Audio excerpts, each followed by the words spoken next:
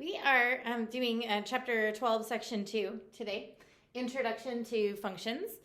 And so we've talked about functions in the past, but it's been a while, and you would have done it in like pre-algebra, but we kind of skipped that class.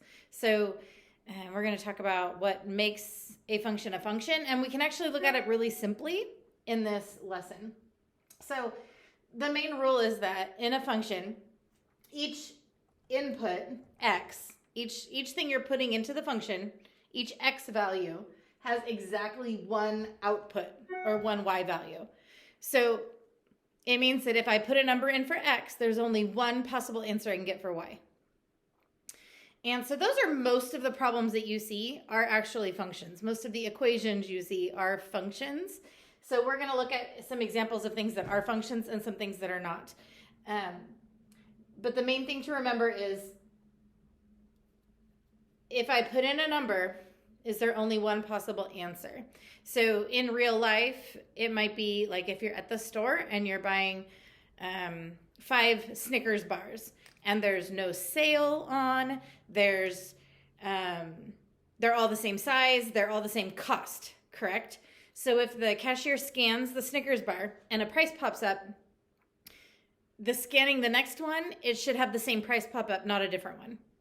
So because there's no special sale like buy 2, get 1 half off or anything like that, and they're the same exact Snickers bar and they have the same exact price, when I scan it and pretend like the cash register is operating on that Snickers bar, it's doing the function on the Snickers bar. Function is just something that's happening to the input. So you're sticking something in, you do something, and you get one option out. So when I scan that Snickers bar, it's going to have one price. If I scan another one, it's going to have the same price. If I scan another one, it's going to have the same price. It's not going to give me different options. So that makes it a function.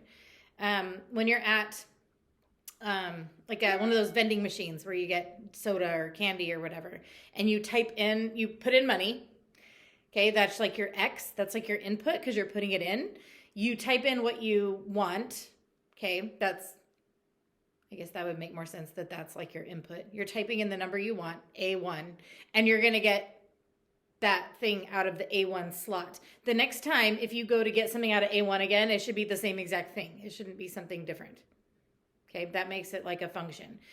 You wouldn't want to hit the thing you want. If you're trying to get nacho cheese Doritos and you hit the right buttons, but it gives you something else, that's not how a function works. So let's look at what those look like, because then it'll be really easy for you to look at an equation and be able to tell right away if it's a function or not. Okay, so if I just have anything like y equals x squared plus 2, or y equals 45x to the 5th plus 4x to the 4th. Those are functions. No, if I put in a value for x, there's only one answer that I can possibly get for that. Okay, I could have y equals the square root of x plus 7.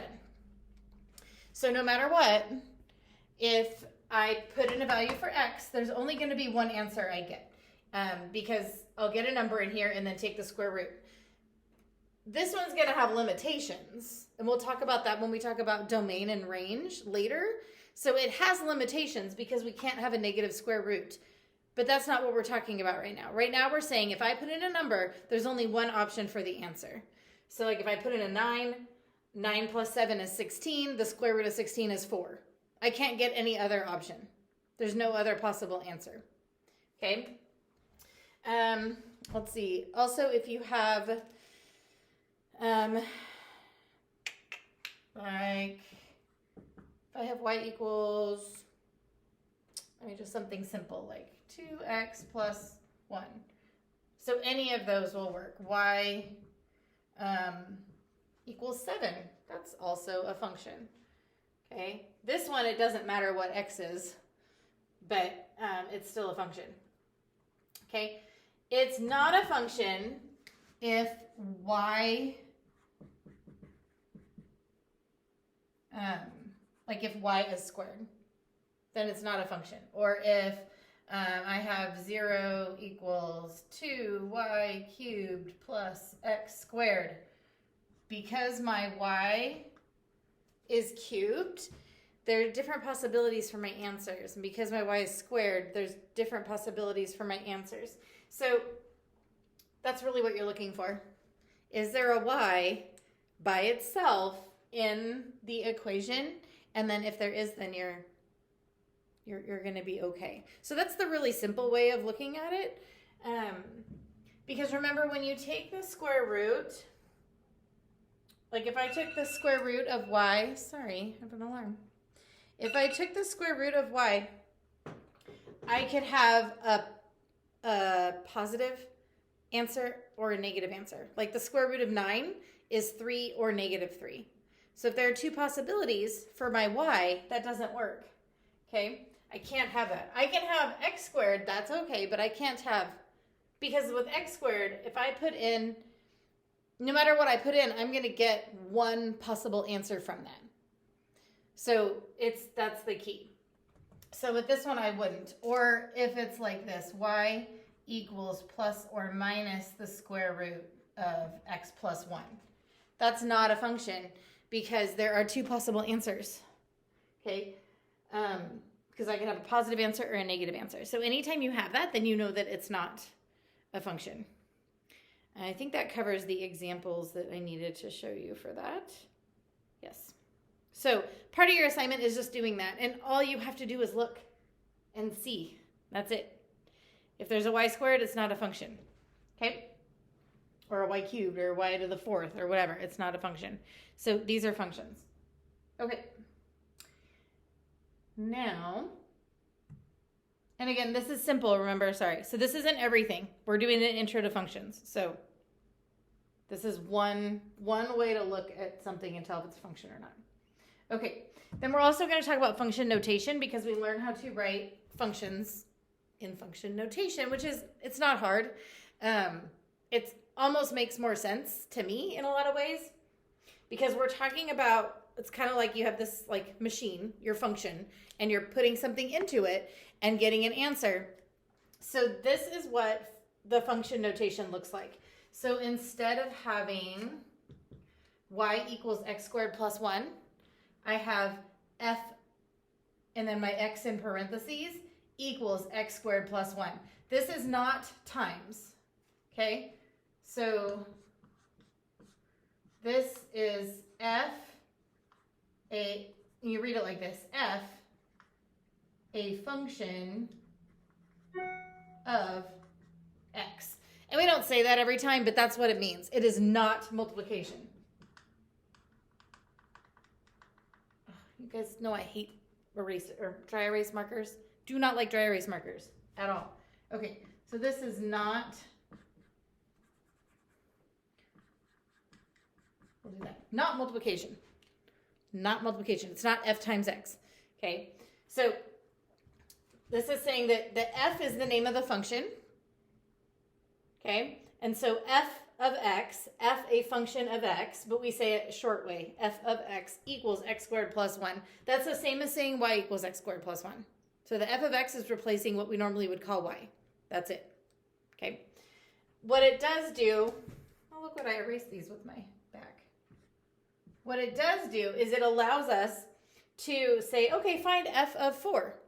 So if I know what f is, if f is this function, I can find f of 4 by substituting 4 into the function. So f of 4 equals 4 squared plus 1. F of negative 2 is negative 2 squared plus 1. And f of 0 is 0 squared plus 1. And then you just find those answers. So this is 17. And this one, notice this is important. I didn't do it with the 4 or the 0 because they weren't negative. But remember, when you have a negative number and you square it, those parentheses are really important. So remember to do that when you're evaluating. So this is 4, a positive 4 plus 1, which is 5. And then this is 0 plus 1, which is 1. So part of your assignment is deciding if functions are, if equations are functions or not. by following those rules that we talked about. And then the other part is evaluating functions using this. I will also say that f isn't the only name a function can have. Most often you will see them use f, like f of x, g of x, and h of x. Those are probably the most common that I've seen used for names of functions. That way, if they want to give you several, like they might give you, oh, f of x equals 3x squared plus 2x plus 1, and g of x is x squared minus 3, and h of x is 2x minus 7. So they can give you 3 different functions, and they can say, hey, here's your list, find, g of 2. And then you would put 2 in here and find g of 2. Or find h of negative 7.5. So you would take negative 7.5 and you would put it in for x and solve for h of negative 7.5. Okay? And that's how we read all these. So it's, f of x, g of x, h of x. And you're really just saying a shorthand version of f a function of x, or g a function of x, or h a function of x. So like your